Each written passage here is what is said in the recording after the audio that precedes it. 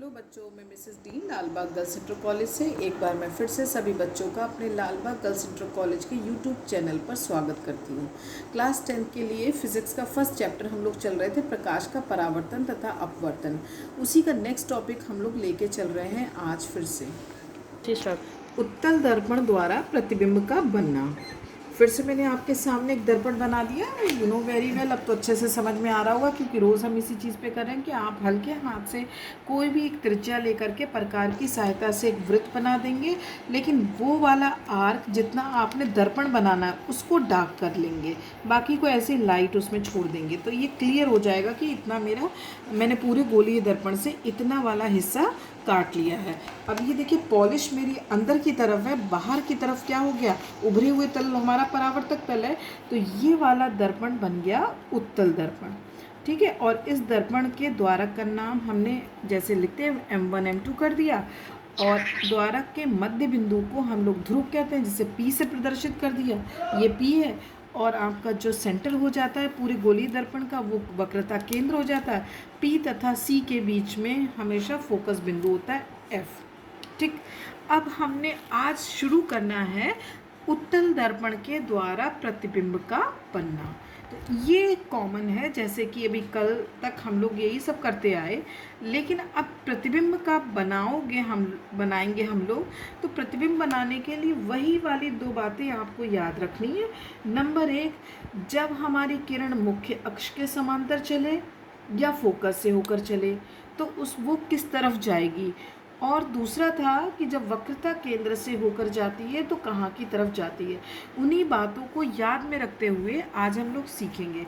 तो पहली चीज़ है बच्चों, एक चीज़ सीख लीजिए, उत्तल दर्पण में बहुत ध्यान से सुनना बच्चों, उत्तल दर्पण में प्रत्येक स्थिति, चाहे हमारी वस्तु कहीं भी रखी हो, हमेशा आपका जो प्रतिबिंब बनेगा वो आभासी होगा, सीधा होगा और वस्तु से छोटा होगा, तथा दर्पण या ध्रुव और फोकस के बीच में बनेगा, ठीक। लेकिन ऐसे बोलने से आपको नहीं क्लियर होगा। हम बनाने जा रहे हैं आपके सामने उत्तल दर्पण के द्वारा प्रतिबिंब का बनना। ये तो पॉलिश है, अंदर का सिरा हो गया, उभरा हुआ सिरा हमारा क्या है ये। तो हम वस्तु यहीं कहीं रख देंगे, कहीं भी रख दीजिए, कोई फ़र्क नहीं पड़ता। हमने मान लीजिए वस्तु ये रख दी, ये वस्तु है, कोई भी वस्तु, ऑब्जेक्ट, जैसे वस्तु को इंग्लिश में कहते हैं ना ऑब्जेक्ट, तो ओ डैश हमने इसका नाम रख दिया। अब वस्तु से किरण चलेंगी, कितनी चलेंगी, 2। एक चलेगी वस्तु से मुख्य अक्ष के बिल्कुल पैरेलल, देखिए पैरेलल चल रही है, ऐसे धीरे धीरे धीरे धीरे चली, परावर्तक तल पे ये टकराई। टकराने के पश्चात क्या होगा, हमारा नियम कहता है कि जब मुख्य अक्ष के समांतर चलती है तो टकराने के पश्चात यानी कि परावर्तित होती है तो हमेशा कहाँ से जाएगी, फोकस से जाएगी। यही तो था पहला नियम। तो ये फोकस से जाएगी, तो फोकस की तरफ आप करो। लेकिन क्या होगा, चूंकि अंदर की तरफ फील होगा हमको, असलियत में लौटेगी ये यहीं से ही, बाहरी के बाहर तो लौट गई, लेकिन हमने जो ये फीलिंग हो रही है उसको हम डॉट डॉट डॉट डॉट करके शो करेंगे। तो पहला नियम तो हो गया, मुख्य अक्ष के समांतर चली और परावर्तन के पश्चात लौट गई फोकस से होती हुई। तो ये फोकस से होती हुई फीलिंग हो रही है, असलियत में नहीं पता ही, तो असलियत में तो बाहर ही से लौट जाएगी। अब हमारी दूसरी किरण चलेगी, कहाँ से, वस्तु से। तो दूसरी किरण हमेशा वक्रता केंद्र की ओर चलती है, स्केल रख लिया C तक। अब देखिए ये तो अंदर की तरफ है, अब अंदर क्या हो रहा है हमें तो नहीं पता, लेकिन उस फीलिंग को हम लोग शो करेंगे इस डॉट डॉट करके, और असलियत में ये इस तरीके से जाएगा। तो हमें पता है कि जब वस्तु से चलने वाली प्रकाश की किरण वक्रता केंद्र से होकर जाती है तो वक्रता केंद्र से ही वापस हो जाती है। यही तो दूसरा नियम था। इन दोनों नियमों के तहत हमने काम करा। पहला क्या था, मुख्य अक्ष के समांतर चली, फोकस से होती हुई लौट गई, वक्रता केंद्र से चली और वक्रता केंद्र से ही वापस लौट गई। अब तुम देखो ये दोनों प्रकाश की किरणें कहाँ पर काट रही हैं, ये काट रही हैं। रेड पेन उठा रही हूँ, देखो यहाँ पर पॉइंट दिख रहा है बच्चों, ये देखो सी, ये काट रही, यानी यही हमारा क्या बनेगा, प्रतिबिंब बनेगा। छोटू सा प्रतिबिंब बन गया, छोटू सा बन गया बिल्कुल। और देखो जहाँ काटेंगी वही प्रतिबिंब बनेगा। अब आपने फील करो, वस्तु है इतनी बड़ी, प्रतिबिंब बना छोटा, जैसे वस्तु सीधी खड़ी है वैसे वस्तु प्रतिबिंब भी सीधा खड़ा है। बट क्या हो रहा है, कहाँ बन रहा है? एक्चुअल देखा जाए ओरिजिनल प्लेस तो ये है, यहाँ तो बन नहीं रहा, अंदर जैसे लग रहा है कहीं फील हो रहा है बन रहा है। तो जब फीलिंग ऐसी आती है कि कहीं महसूस हो रहा है या प्रतीत हो रहा है, तो हम इसे कहते हैं आभासी प्रतिबिंब। क्या कहते हैं? आभासी प्रतिबिंब। तो उत्तल दर्पण में ध्यान रखिएगा, वस्तु हमारी कहीं भी रखी हो, चाहे ध्रुव के पास रखी हो, चाहे ध्रुव से दूर रखी हो, या ध्रुव से बहुत दूर रखी हो, हमेशा हमेशा हमेशा वस्तु का प्रतिबिंब, मैं धीरे धीरे बोल रही हूँ इसलिए ताकि दिमाग में आपके बैठ जाए, वस्तु का प्रतिबिंब कैसा होगा? नंबर 1 आभासी होगा। देखो दिख रहा है ना, क्योंकि एक्चुअल में यहाँ बनना चाहिए, यहाँ नहीं बना, जैसे लग रहा है अंदर कहीं छोटू सा बना हुआ है। तो ये आभासी होगा। और आपको प्रतिबिंब कैसा दिख रहा है? सीधा दिख रहा है, तो सीधा होगा। और वस्तु से कैसा होगा?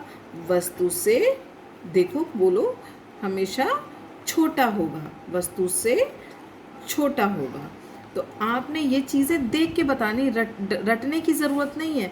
और कोई कहेगा कि अच्छा इसकी स्थिति बताओ कि कहाँ होगा, तो अंडरस्टूड है, ये है P और ये है F, तो कहेंगे लगभग ध्रुव और फोकस के, क्योंकि P फॉर होता है पोल यानी ध्रुव, और F फॉर होता है फोकस, ठीक। तो ध्रुव और फोकस के लगभग बीच में बनता है। क्या लिखेंगे? ध्रुव और फोकस के बीच बनता है। बिल्कुल बीचों बीच नहीं, लगभग आगे पीछे थोड़ा हो सकता है, फोकस के बीच बनता है। तो आपने क्या करना है?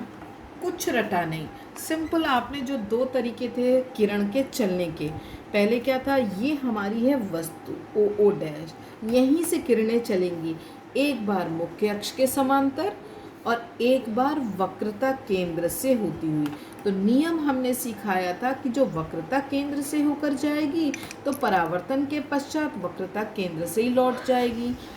एक पहला नियम सिखाया था कि जो मुख्य अक्ष के समांतर चलेगी तो परावर्तन के पश्चात फोकस से होती हुई लौट जाएगी, और जहाँ पर ये दोनों किरणें काटेंगी वहीं हमारा प्रतिबिंब बनेगा। तो आप उसको देख करके बता सकते हो, इसको देखने की ज़रूरत ही नहीं, इसी को देख के बता दोगे। वस्तु से प्रतिबिंब छोटा होगा, सीधा होगा, आभासी होगा और P तथा F के बीच बनेगा। P तथा F का मतलब क्या हो गया? ध्रुव और फोकस के बीच में बनेगा। तो बच्चों ये था उत्तल दर्पण के द्वारा प्रतिबिंब का बनना। और उत्तल दर्पण में वस्तुओं की कोई भी स्थिति, उत्तल दर्पण में वस्तुओं की कोई भी स्थिति नहीं होती अलग अलग।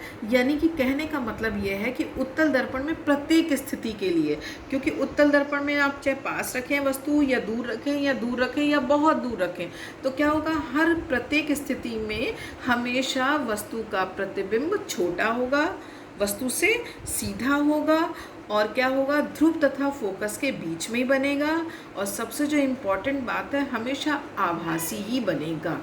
तो बच्चों मुझे लगता है मैंने आपको अच्छे से समझाया है और अच्छे से समझ आया होगा। कोई यदि प्रॉब्लम होगी तो आप हमें व्हाट्सएप का ग्रुप हम लोगों का बना हुआ है, वहाँ पर आप हमसे पूछ सकते हैं।